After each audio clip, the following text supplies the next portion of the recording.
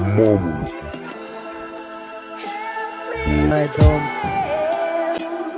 Îl știu din generală, mi se părea vulgar, dar simțeam că-l cunoșteam, deși ne întâlneam rar. Doar pe la câte vreo aniversare oarecare, când ne distram jucând adevăr sau provocare. El era puțin mai mare, cu câțiva ani, se înconjura de golani și vorbeam mult despre bani. Însă după un timp ne-am împrietenit subit, îl ascultam necontenit, că el era de neoprit din vorbit.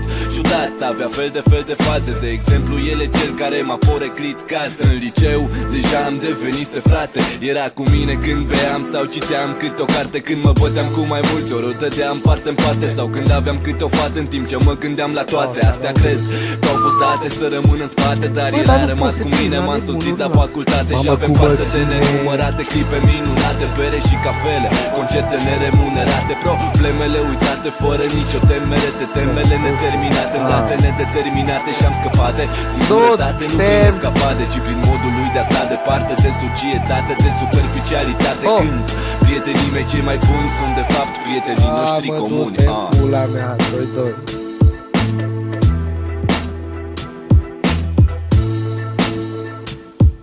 Bă, dar nu-l prind, bă. Credeai că mă cunoști?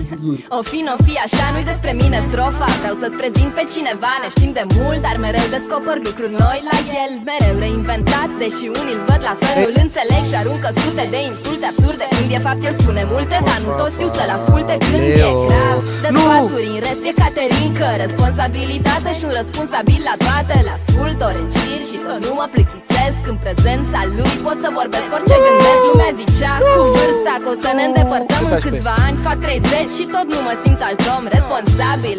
Tot el mi l-a prezentat pe cel ce-mi stă alături de 3 ani jumate. E real, uman, cu personalitate și deși nu e o persoană, repum, e ca un frate.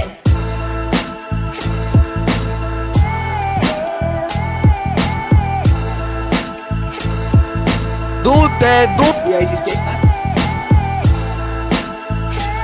afli? GG.